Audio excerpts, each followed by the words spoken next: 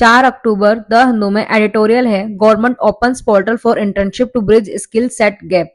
तो इसमें ये जो पोर्टल ओपन किया गया है, इसके अंतर्गत क्या किया जाएगा, केंद्र सरकार ने गुरुवार को भारत के शीर्ष 500 कंपनियों के लिए एक पोर्टल खोला ताकि इस साल के केंद्रीय बजट में घोषित एक वर्षीय इंटर्नशिप योजना में भाग लेने के लिए बेरोजगार युवाओं के कौशल सेट और नियोक्ताओं द्वारा आवश्यकता कौशल सेट के बीच अंतर को पाटने के लिए ये पोर्टल बनाया गया है। इसने एक प्रक्रिया शुरू की जिसके परिणाम स्वरूप लगभग 1 लाख युवा दिसंबर 2 तक शीर्ष कंपनियों में प्रधानमंत्री इंटर्नशिप योजना नामक आधिकारिक तौर पर ऑन दी जॉब प्रशिक्षण अभ्यास में शामिल होंगे। अब ये जो पोर्टल बनाया है, इसका जो एम है वो यही है कि आपको पता है कि हमें स्किल गैप देखने को मिलता है, तो कौशल अंतराल को संबोधित करके, समावेश को बढ़ावा देकर, प्रौद्योगिकी का लाभ उठाकर और सहयोग को बढ़ावा देकर शीर्ष कंपनियों में प्रधानमंत्री इंटर्नशिप योजना भारत के युवाओं को सशक्त बनाने और देश के आर्थिक विकास में योगदान देने की महत्वपूर्ण क्षमता रखती है।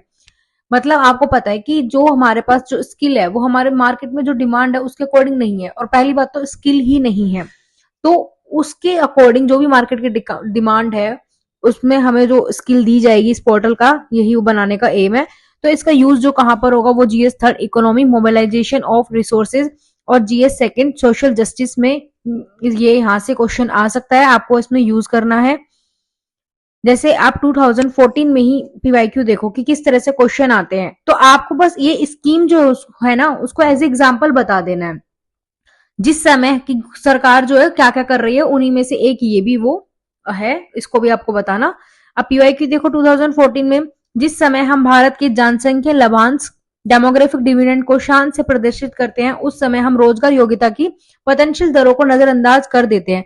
क्या हम ऐसा करने पर कोई चूक कर रहे हैं? भारत को जिन जॉबों की बेसब्री से दरकार है वो जॉब कहां से आएंगे? तो अब बताओ, जो युवा जो बेरोजगार है उन्हीं के लिए तो ये पोर्टल जो है लाया गया है ना, तो आपको अब इसमें मेंशन करना होगा।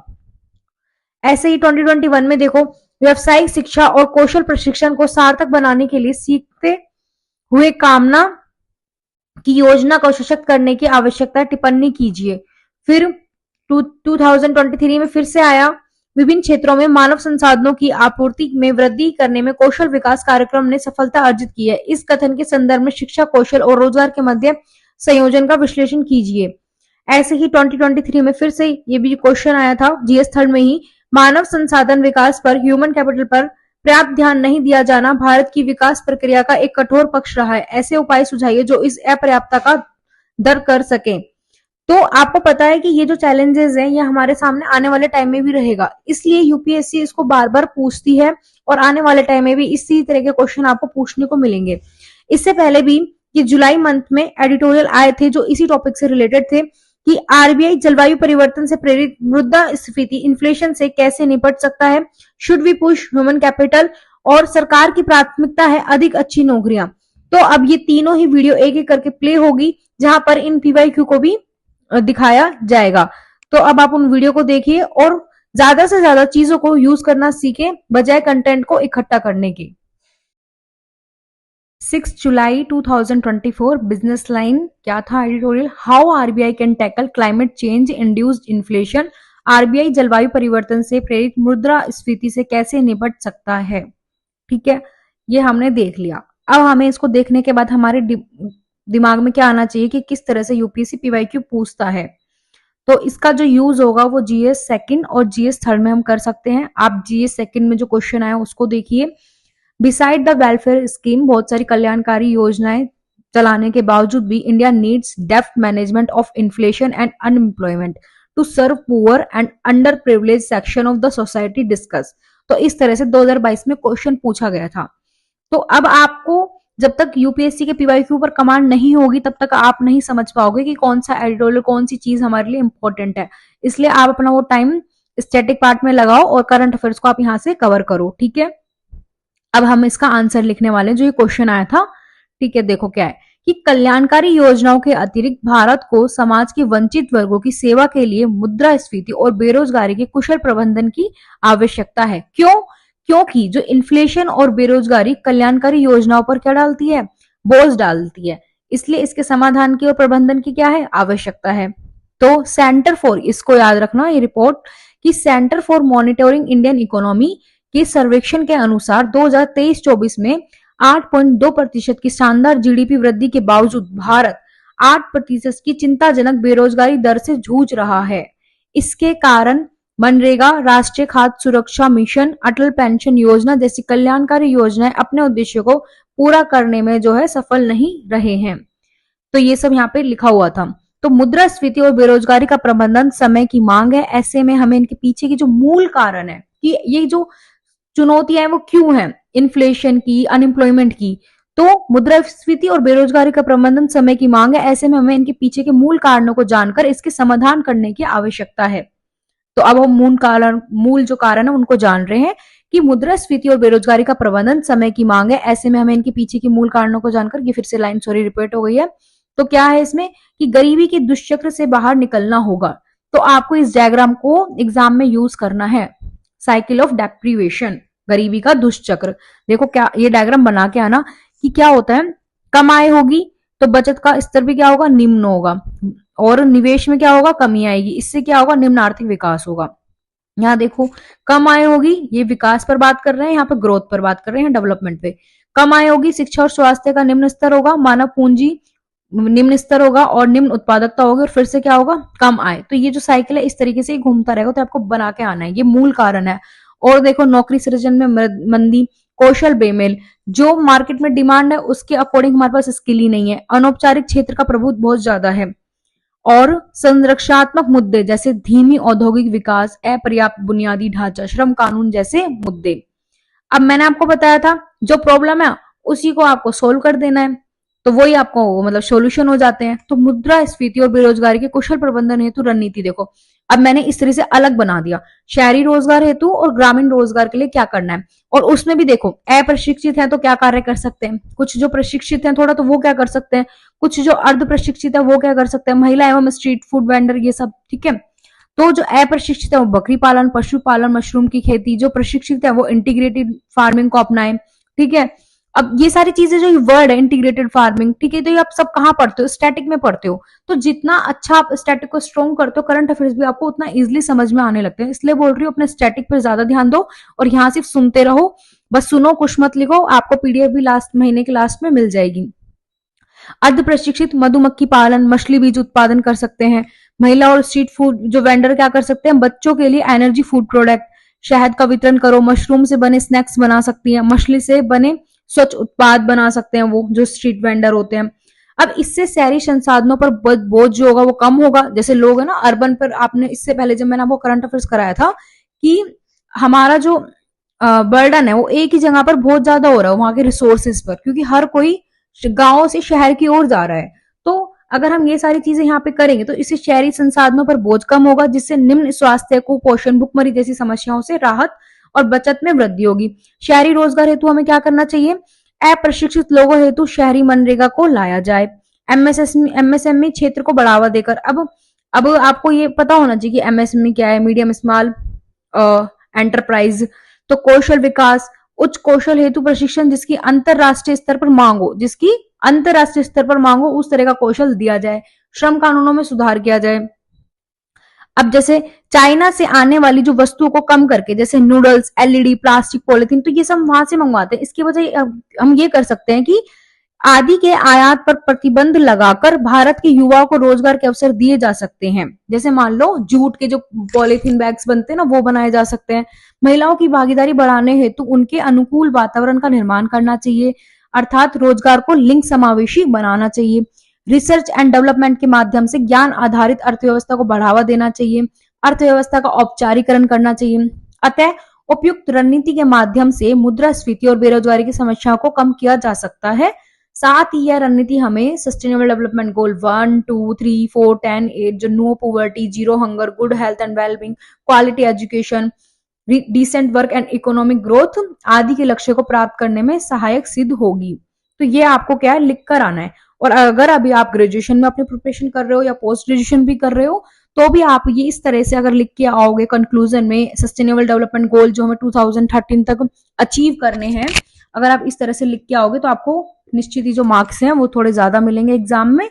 तो आप इस तरह से इस चीज को, करंट अफेयर्स को भी अपने मतलब ग्रेजुएशन पोस्ट ग्रेजुएशन के जो एग्जाम है उनको लिखने के लिए यूज कर सकते हो। मैंने भी किया था, बहुत ही अच्छा रिजल्ट देखने को मिलता है। तो बस इतना ही है इस लेक्चर में, मिलते हैं नेक्स्ट लेक्चर में। Thank you. 10 जुलाई बिजनेस लाइन क्या है news, should we push financial और ह्यूमन कैपिटल। इसका यूज हम कहाँ करेंगे, जीएस थर्ड इकोनॉमी में पीवाईक्यू आया 2023 में कि मानव संसाधन विकास पर पर्याप्त ध्यान नहीं दिया जाना भारत की विकास प्रक्रिया का एक कठोर पक्ष रहा है, ऐसे उपाय सुझाइए जो इस अपर्याप्तता को दूर कर सके।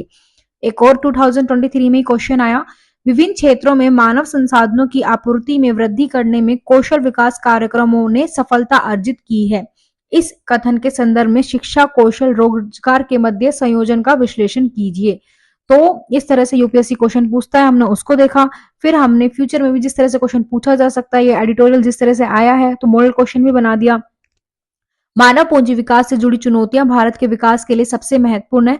इस संदर्भ में मानव पूंजी और इसके प्रमुख पहलुओं को परिभाषित करें। समझाइए कि भारत में मानव पूंजी विकास की अनदेखी क्यों हो रही है। ह्यूमन कैपिटल का मतलब तो आप समझते हो ना, कि अगर की जो युवा है उनको प्रशिक्षित करो, उनको स्किल दो, ठीक है, उनमें कौशल विकास करो, लेकिन इसका जो इम्पैक्ट है ना वो आपको लॉन्ग टर्म में देखने को मिलता है। अगर लेकिन हम जैसे मान लो इंफ्रास्ट्रक्चर डेवलपमेंट करते हैं, सड़क निर्माण करते हैं, तो उससे क्या है, लोगों को रोजगार मिलना शुरू हो जाता है। तो वो शॉर्ट टर्म इम्पैक्ट मतलब बहुत जल्दी हमें उसका जो एडवांटेज है वो देखने को मिल जाता है। लेकिन जब हम ह्यूमन कैपिटल में इन्वेस्ट करते हैं तो उसका जो हमें रिजल्ट है वो बहुत लॉन्ग टर्म में ही देखने को मिलता है। इसलिए गवर्नमेंट क्या करती है, इस पर इतना ज्यादा ध्यान नहीं देती है, क्योंकि उन्हें इलेक्शन भी लड़ने होते हैं तो उन्हें दिखाना होता है कि हमने क्या क्या कार्य किए हैं। और जो ह्यूमन कैपिटल है उसका लॉन्ग टर्म इम्पैक्ट देखने को मिलता है, वो हम जो जनता को वो सामने से दिखता नहीं है।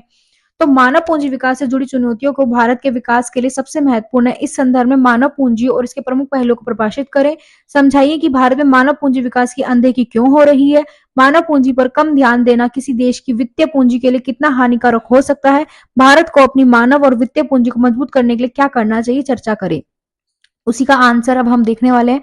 ये आपको अभी इस तरह से मैं इसलिए करा रही हूँ स्टार्टिंग में, ताकि आप समझो लिखना, फिर धीरे धीरे हम जो सिर्फ डाटा होगा जो आपको याद रखना होगा सिर्फ उसको ही बताएंगे। मॉडल आंसर चाहे तो नहीं करेंगे, जो जरूरी होगा सिर्फ उन पर ही क्या करेंगे, ठीक है।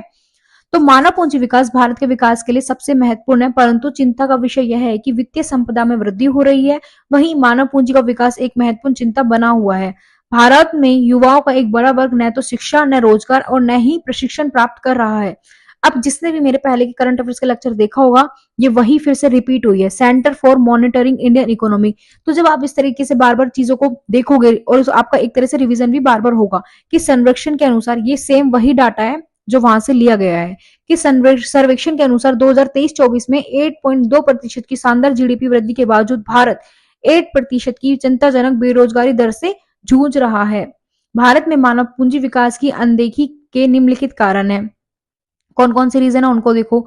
छोटी अवधि का लाभ बनाम दीर्घकालिक निवेश, वही मैंने आपको जो समझाया था कि जो शॉर्ट टर्म इम्पैक्ट जो दिखता है ना सामने से, सिर्फ उस पर ध्यान देना। तो उसके बीच में जो कॉन्फ्लिक्ट है कि शिक्षा और कौशल विकास जैसे मानव पूंजी में निवेश करने के लिए दीर्घकालिक योजना निरंतर प्रयास की आवश्यकता होती है। बुनियादी ढांचा और संसाधन की बाधाएं कैसे, देखो भारत जैसे विशाल जनसंख्या के लिए गुणवत्तापूर्ण शिक्षा और कौशल विकास कार्यक्रम प्रदान करने के लिए बुनियादी ढांचे, शिक्षकों और प्रशिक्षण कार्यक्रमों में महत्वपूर्ण निवेश की क्या है, आवश्यकता होती है। तो इन सब चीजों में ना ह्यूमन कैपिटल डेवलप करने में ना लॉन्ग टर्म बहुत ज्यादा समय लगता है, और निरंतर उसकी मॉनिटरिंग होनी चाहिए, उसका बार बार इवोल्यूशन होना चाहिए, वो सारी रिक्वायरमेंट होती है। खंडित दृष्टिकोण है। मानव पूंजी विकास की जिम्मेदारी विभिन्न सरकारी एजेंसियों और शैक्षणिक संस्थानों में बटी हुई है, अलग अलग बटी हुई है, जिसके कारण समन्वय की कमी है और खंडित दृष्टिकोण पैदा होता है। मानव पूंजी विकास की अनदेखी किसी भी देश की वित्तीय पूंजी के लिए हानिकारक हो सकता है। हालांकि इस बात को अक्सर नजरअंदाज कर दिया जाता है कि मजबूत या कमजोर मानव पूंजी राष्ट्र की समग्र वित्तीय पूंजी को कैसे प्रभावित करेगी। तो हम इस चीज को क्या कर रहे हैं, अनदेखा कर रहे हैं। पर मानव पूंजी पर कम ध्यान देना किसी राष्ट्र की वित्तीय पूंजी के लिए अत्यधिक हानिकारक कैसे है, तो ये डायग्राम आपको एग्जाम में बनाकर आना है। इससे क्या होगा, अगर हम ह्यूमन कैपिटल पर ध्यान नहीं देंगे तो जीवन भर कम कमाई में तब्दील, कम नौकरी सुरक्षा वित्तीय अस्थिरता को जन्म देगी, कम उत्पादकता और विकास, उच्च सामाजिक लागत, सीमित निवेश के अवसर, मानव पूंजी पर कम ध्यान गरीबी के दुष्चक्र को प्रारंभ कर देगा। अब आपको मैंने जो डेप्रीवेशन, साइकिल ऑफ डेप्रीवेशन है वो पहले भी आपको समझाया था, इसको भी आपको यहाँ पर बनाना है। तो रिपीटेशन देखने को आपको, जब आप कुछ मंथ तक इसको फॉलो करोगे तो आपको बहुत सारी चीजों को रिपीटेशन देखने को मिलेगा। इससे आपका बार बार रिवीजन भी होगा। डेप्रीवेशन ऑफ साइकिल, जो गरीबी का दुष्चक्र है वो देखो, कम आय होगी, बचत का स्तर निम्न होगा, निवेश में कमी आएगी, निम्न आर्थिक विकास होगा। कहाँ बात हो रही है? ग्रोथ को लेकर। अब डेवलपमेंट में देखो, ह्यूमन कैपिटल को देखो, कम आय होगी, शिक्षा और स्वास्थ्य का निम्न स्तर होगा, मानव पूंजी का निम्न स्तर होगा, निम्न उत्पादकता होगी और फिर से कम आय, और ये सर्किल इसी तरीके से चलता रहेगा। तो भारत को अपनी मानवीय और वित्तीय पूंजी को मजबूत करने के लिए निम्न कदम उठाने चाहिए। मानव पूंजी को बढ़ावा देने के लिए क्या करें? शिक्षा में सुधार करें, कौशल विकास करें, स्वास्थ्य पर ध्यान और निवेश में वृद्धि करें, वित्तीय पूंजी को मजबूत करें। ठीक है, अब वित्तीय पूंजी को मजबूत करने के लिए क्या करो? वित्तीय साक्षरता दो, बाजार में सुधार करो, वित्तीय बाजारों में क्या लाओ? पारदर्शिता लाएं, बुनियादी ढांचे का उन्नयन करें, इंफ्रास्ट्रक्चर डेवलपमेंट करें उस चीज का जो मैंने यहाँ पर आपको बताया था। ये रहा, बुनियादी ढांचे का विकास करो। तो यही है, बस इस पूरे का सहारा यही है कि हम क्या करते हैं ना, जैसे इलेक्शन आते हैं तो हम क्या करते हैं, हम वो काम करते हैं जिसका जनता को डायरेक्ट दिखे वो काम होता हुआ, लेकिन जो ह्यूमन कैपिटल है उस पर हम ज्यादा ध्यान नहीं देते, क्योंकि उसका सीधे वो नजर में नहीं आता है जो ह्यूमन कैपिटल है, लेकिन आज की रिक्वायरमेंट है। और इसी तरीके से फिर ये देखो, ऐसे भी लिख सकते हो आप, शायद इसमें नहीं है तो नेक्स्ट में होगा, देख लेंगे हम। चलो अब मिलते हैं नेक्स्ट लेक्चर में। 16 जुलाई बिजनेस लाइन, सरकार की प्राथमिकता अधिक अच्छी नौकरियां। इसका यूज़ कहाँ पर होगा? जीएस थर्ड इकोनॉमी में। और जो भी हमें ये अचीव करने हैं उसके लिए एम्प्लॉयमेंट की आवश्यकता है, चाहे no poverty, zero hunger, good health and wellbeing. अगर हमें ये सस्टेनेबल डेवलपमेंट गोल को अचीव करना है तो हमें अच्छी नौकरियां देनी ही होंगी। पीवाईक्यू भी आया था 2015 में। हाल के समय में भारत में आर्थिक समृद्धि की प्रकृति का वर्णन अक्सर नौकरहीन समृद्धि के तौर पर किया जाता है। क्या आप इस विचार से सहमत है? अपने उत्तर के समर्थन में तर्क प्रस्तुत कीजिए। आपको मैंने सेंटर फॉर मॉनिटरिंग रिपोर्ट के बारे में पिछले लेक्चर्स में भी बताया था कि भले ही जीडीपी में वृद्धि हो रही है लेकिन जो बेरोजगारी दर है उसमें भी वृद्धि देखने को मिल रही है। तो यही है, इसमें यही है कि यह लेख भारत की रोजगार चुनौती को संबोधित करने की तात्कालिकता पर जोर देता है। लेखक का तर्क है कि 1970 के दशक की लोक लुभावन आर्थिक नीतियां, मैंने आपको बताया था वोट बैंक की राजनीति के लिए लोक लुभावन जो नीतियां वो लाई जाती है, जिसके कारण अर्थव्यवस्था में गतिरोध और विकृतियां पैदा हुई है कि वापसी को रोकने के लिए उच्च उत्पादकता वाली नौकरियों के निर्माण पर ध्यान केंद्रित करना महत्वपूर्ण है। मुख्य बिंदुओं का सारांश इस प्रकार है। तो मतलब इसमें यही था कि लोक लुभावन नीतियों पर ज्यादा ध्यान देते हैं। आपको जब मैंने ह्यूमन कैपिटल वाला पढ़ाया था पिछले लेक्चर्स में तो यही था कि हम शॉर्ट टर्म जिसका इम्पैक्ट हमें दिखता है वहां पर ज्यादा ध्यान देते हैं, ह्यूमन कैपिटल पर हमारा फोकस होता ही नहीं है, तभी हमें जो बेरोजगारी दर में वृद्धि देखने को मिल रही है। अब हम यहाँ देखेंगे कि पहले वाले आंसर का ही हम यूज कैसे करें। तो मैंने बोला था कि चीजें वापस रिपीट होने लगती है, तो ये मैं पहले आपको करवा चुकी हूँ सब कुछ। फिर अब इसको देखो, इसलिए बोल रही हूँ करंट अफेयर्स के जो लेक्चर है स्टार्टिंग से लेने हैं, क्योंकि मैं एक एक टॉपिक ही लेती हूँ। तो अगर आप डेली एक एक टॉपिक भी करते हो तो एक तरीके से आपके 365 टॉपिक है जो कवर हो जाता है, और इतना ही सफिशियंट है एग्जाम को निकालने के लिए। आप इसी 365 को 1000 टाइम यूज लेना सीखो, उसी की रिक्वायरमेंट है।